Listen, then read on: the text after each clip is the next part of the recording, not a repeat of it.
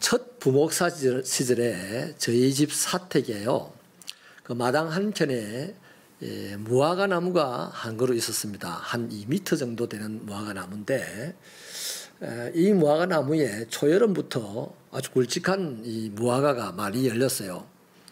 그래서 교인들이 예배만 끝이 나면 그때는 그 무화과를 서로 따먹으려고 막 앞다투고 했던 기억이 있습니다.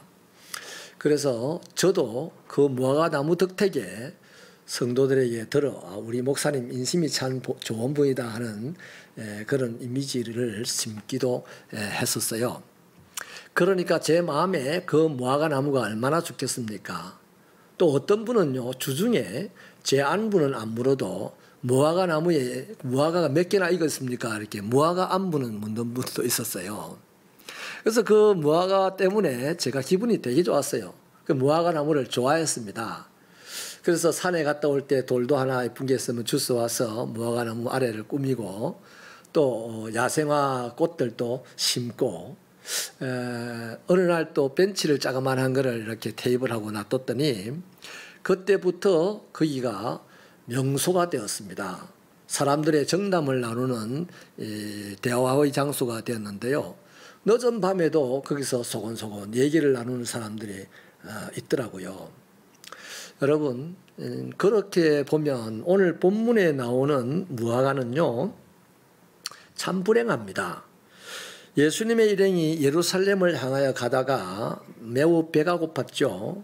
그래서 멀리 있는 무화과 나무를 보고 시장길을 달래고 싶어서 가까이 갔더니 무화과 나무에 열매가 하나도 없었습니다. 왜 열매가 없었는지에 대해서는 성경이 분명하게 밝히고 있죠. 무화과의 때가 아니었기 때문이다라고 밝히고 있습니다. 그런데 놀랍게도 무화과의 때가 아니라고 했는데도 예수님은 그 무화과 나무를 저주했습니다. 이제부터 영원토록 사람이 내게서 열매를 따먹지 못할 것이다.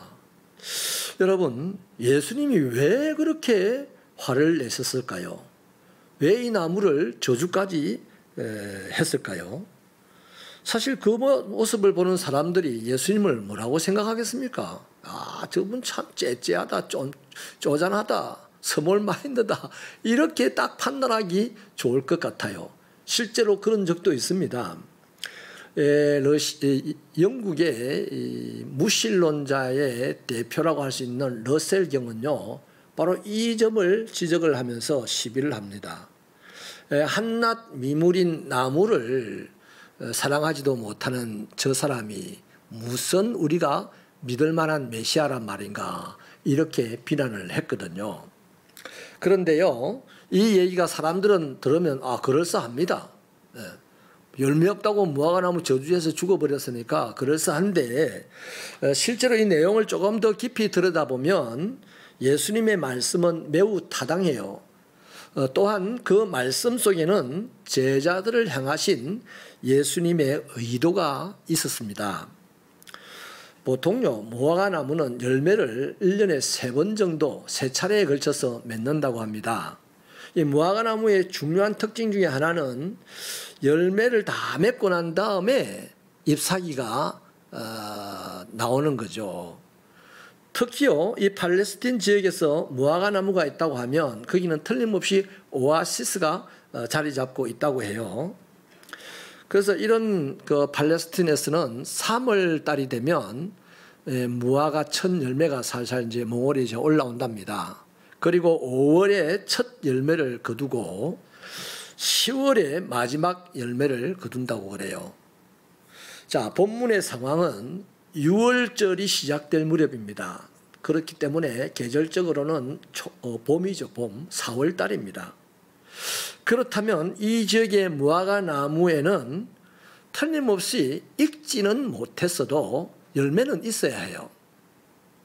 5월 달에 첫 열매를 맺기 때문에. 근데 아직 5월 달이 아니라서 열매를 맺을 때가 아니라고 성경은 말했지만 못 먹을 정도라 할지라도 작은 열매들은 송골송골 맺혀 있어야 된단 말이죠. 그런데 잎만 무성했다는 거죠. 그건 뭔 말입니까?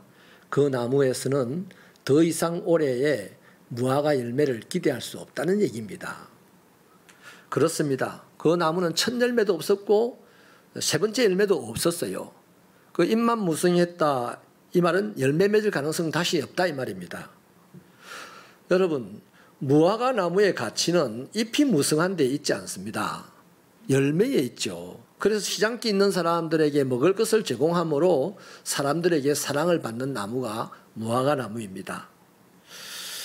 자, 그런데 주님 앞에 서 있는 이 무화과 나무는 환경이 아주 좋은 여건 속에서도 열매를 맺지 못하고 어찌 보면 환경이 너무 좋아가지고 열매를 맺는 것보다 먼저 이파리가 닳아버렸다 이 말입니다. 그래서 그 나무는 주님과의 관계는 끝, 사람들과의 관계도 끝입니다. 그러자 무화과 나무는 하루 만에 말라서 죽어버린 것이죠. 성경에서 예수님이요 무엇을 저주한 내용은 여기밖에 없습니다. 예수님이 무자비하신 분이라고 생각하기 전에 우리는 예수님이 도대체 왜 그러셨을까? 예수님의 의도를 파악하려고 노력을 해야 하는 거죠. 그 단서가 본문 15절 이하에 언급되는 성전 정화 사건에 있습니다. 예수님께서 직접 언급하신 성전의 기능은 무엇입니까? 만민이 기도하는 집이라 그랬습니다. 그렇다면 성전에 모인 사람들이 가장 기본적으로 해야 될 활동이 뭐예요? 기도입니다. 봉사도 아니고 선교도 아니고 예배도 아니고 다 놔두고 먼저 기도부터 해야 되는 거예요. 기도하고 예배드리고 기도하고 봉사하고 기도하고 선교해야 되는 거죠. 바로 그 얘기입니다. 자, 기도는 신앙인의 가장 간단하면서도 분명한 자기 증거예요. 나는 신앙인입니다 하는 가장 간단하고 분명한 증거가 기도다 이 말이죠. 그런데 정작 주님께서 성전에 도착하셨을 때 거기 모인 무리들이 보여준 행동은 기도가 아니었다는 겁니다. 하나님께서 기뻐하실 그 어떤 행동도 없었다는 거죠. 오히려 그들은 성전에서 예배를 미끼로 짐승을 팔고 있었습니다.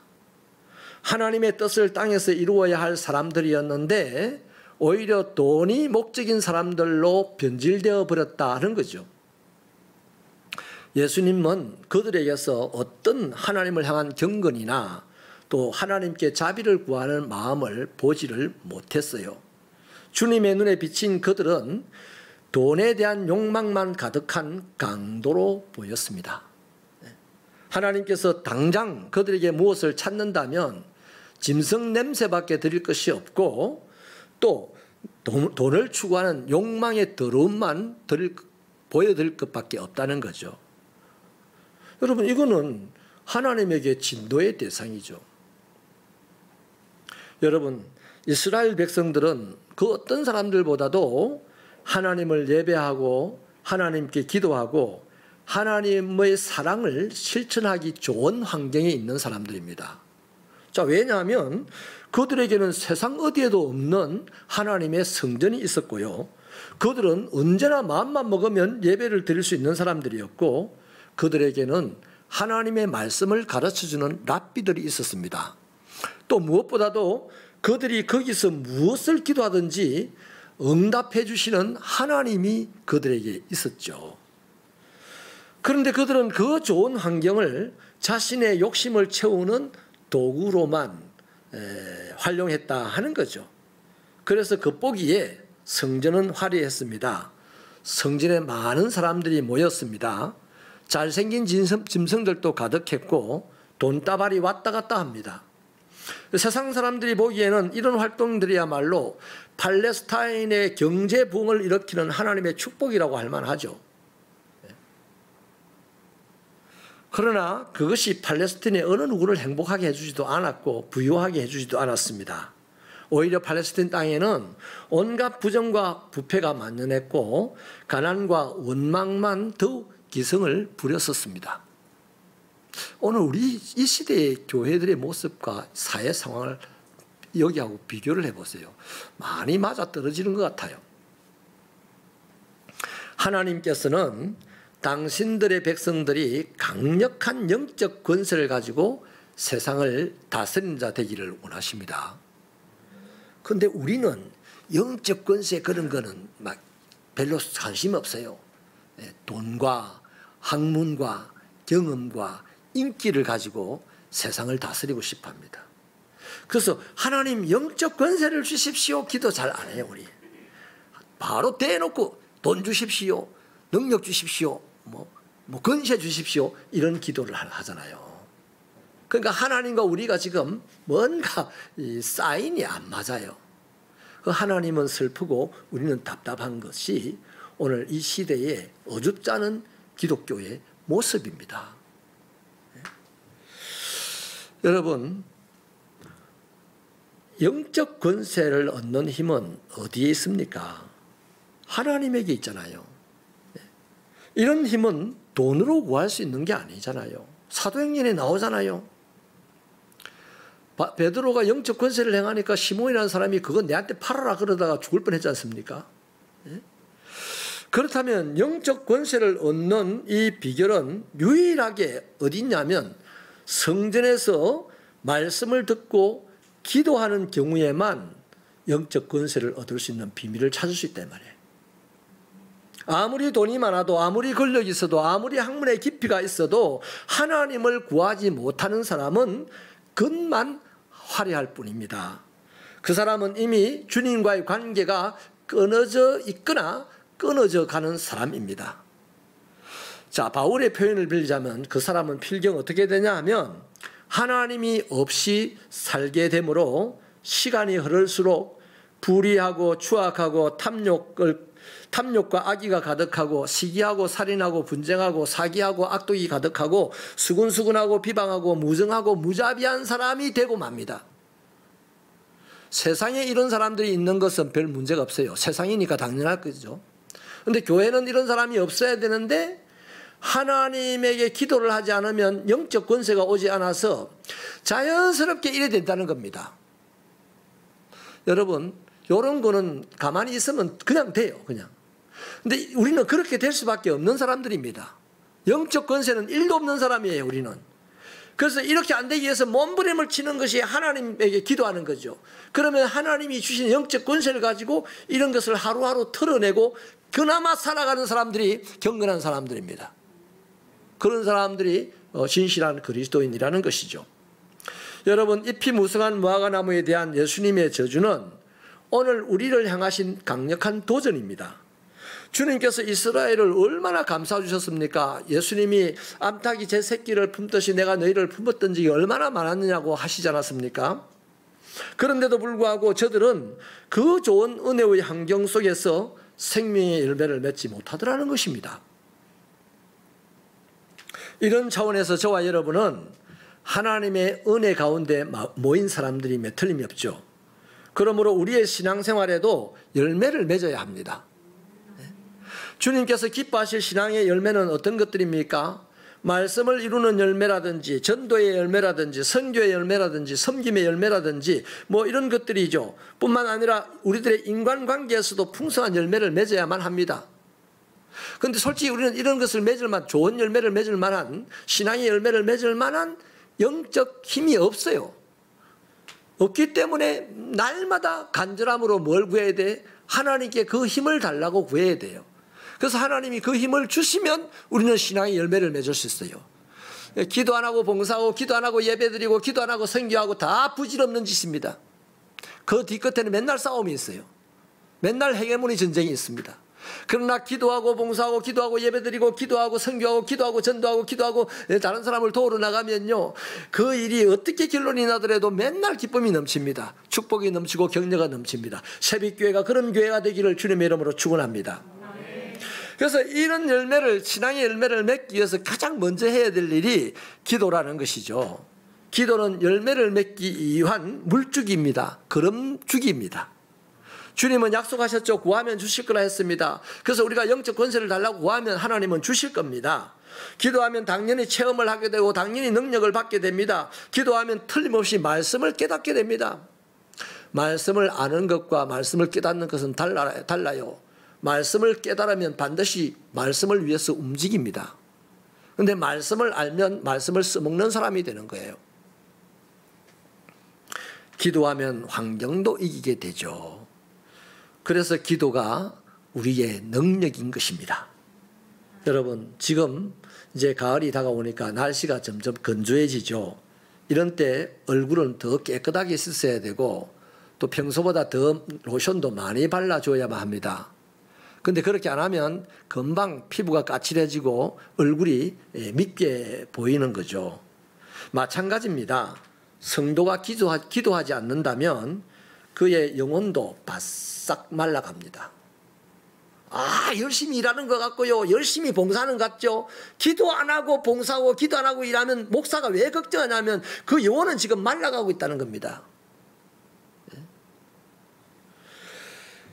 그 사람은 하나님과의 영적 관계가 점점 단절되어 갈 것입니다. 당연히 자신의 인생을 불편해합니다. 자신의 인생을 후회합니다. 불평합니다. 하나님의 자녀들이요, 예수님과 관계가 단절되고서 잘 될 수 있는 사람이 없어요.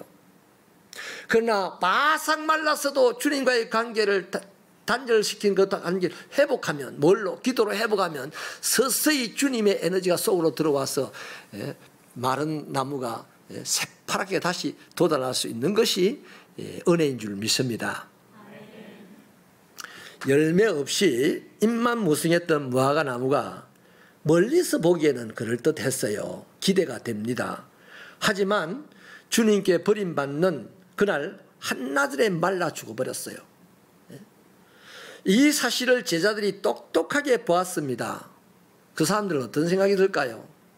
이야, 우리 예수님 대단하다, 뭐 이런 생각 들까요? 그런 생각만 들면 이제 예수님 핑계 삼아 폼 잡겠죠. 그런데 제자들 틀림없이 이랬을 거예요. 와, 우리 예수님 무서운 분이야. 말 한마디에 이 나무가 하루 사이 죽어버린다. 결심을 할 겁니다. 나도 마찬가지네. 우리 이 소리를 들어야 됩니다. 무화과 나무가 하루아침에 죽어버리는 그것을 보면서 우리는 주님, 너도 그렇게 될 수 있다는 음성을 들어야 됩니다. 주님, 내가 선교하지 않았습니까? 주님, 내가 전도하지 않았습니까? 주님만 나타나시면 내가 못할 것이 있습니까? 생명도 드릴 수 있죠. 이런 말 하면 안 돼요. 무화과 나무를 보면서 주님 말 안 했지만 무화과 나무가 우리에게 외치는 겁니다. 너도 내 짝난다. 너도 내 짝난다. 제자들은 결심을 틀림없이 했을 거예요. 와, 이거야, 정신 차려야 되겠다. 이제부터 열매 맺는 생활을 해야 되겠다.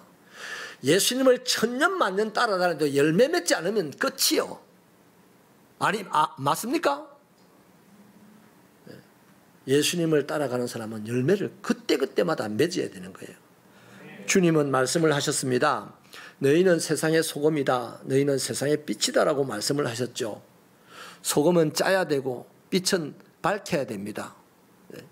만약에 소금이 짜지 않고 빛이 다른 것을 밝히지 못한다면 그 소금은 버려져 밟히고 그 빛은 없어져 버릴 것입니다.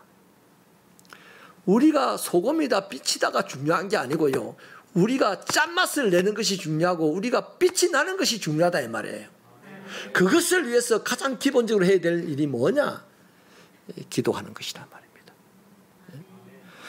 그래서 열매 맺는 신앙생활을 하기 위해서 기도하는 사람은요, 그 마음이 평안해질 겁니다. 그 얼굴이 해보다 더 빛이 날 것입니다. 오늘부터 우리 새벽교회 그렇게 되기를 바랍니다. 하나만 말씀을 드리고 마칠게요. 코로나가 왔습니다. 마지막 때가 되면 하나님께서 공급하는 재앙들이 막 코로나가 아니라 수없이 많은 재앙이 올 겁니다. 그때 사람들이요, 바위야 나를 숨겨다오, 산아 나를 숨겨다오 막 도망을 가서 숨습니다. 오늘 지금 우리 시대 딱 그래요. 코로나가 딱 오니까 국가가 법적으로 모든 모임을 하지 말라고 흩어버렸습니다. 그래서 세상 사람들은 흩어져 가지고 못 살겠다, 살아야 되겠다고 막 데모를 해요 지금. 그런데 그리스도인은요, 그 사람들에게는 살고 싶은 의지가 있는 것 같아요. 그런데 그리스도인은요, 국가가 흩어버리니까 예배를 못 모입니다. 흩어져 있습니다. 그러면 가장 위험한 때입니다. 어떻게 해야 됩니까? 이제 단독자로서 하나님을 만나야 됩니다. 하나님께 기도해야 되죠. 근데 이상하게 안 해요. 숨어버렸어요. 흩어진 채 하나님을 만나야 될 절체절명의 시간에 숨어서 잡니다. 코로나가 끝이 나면 많은 사람이 없어질 것 같다. 많은 교회가 없어질 것 같아요.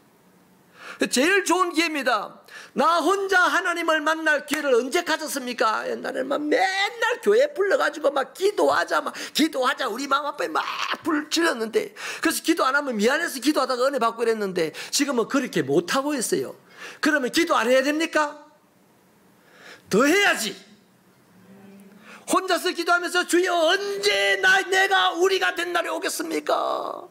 두세 사람이 언제 모이겠습니까? 30명 100명이 언제 모이겠습니까? 우리 다시 만날 그날에는 하나님의 영광이 이 땅에 가득하기를 원합니다. 막 기도해야 돼. 침대를 붙잡고 기도하고 식탁에 앉아서 기도하고 도마질을 하면서 기도해야 되는데 사실은 안 하고 있어. 나도 안 하더라고. 나도 안 하더라고요. 어느 날 수요 예배를 우리 한 달에 하면서 집에서 드리잖아요. 어느 하루는 양말을 안 신고 와가지고 우리 집 사람들 혼났어요. 내가. 당신이 교회 가면 양말 안 신고 교회 가겠냐. 집에서 예배 드린다고 양말을 안 신고 예배 드리냐고. 양말 안 신고 예배를 드리는 거나 텔레비 보면서 이불 밑에 앉아서 예배 드리는 거 똑같은 거다 이 말이죠. 어느새 그렇게 변질되어 가고 있더라고요. 그래서 주님이 이 무화과나무를 통해서 우리에게 오늘 주시는 말씀이 도전이 뭡니까? 너도 무화과나무처럼 그렇게 인생이 절단날래 10년, 20년, 30년, 50년, 60년 예수를 믿고 교회를 다녔다면서 마지막이 끝장이 날래? 이 음성입니다. 들어주시면 아멘입니다. 다시 한번 시작하십시다. 우리 그리스도인들의 가장 생활의 기본은 기도 생활입니다. 기도 모였어도 하지만 혼자 있을 때 더 해야 되는 것이 기도입니다. 기도하시겠습니다.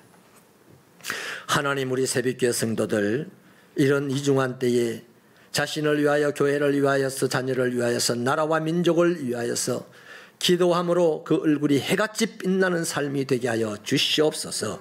예수님 이름으로 기도하옵나이다.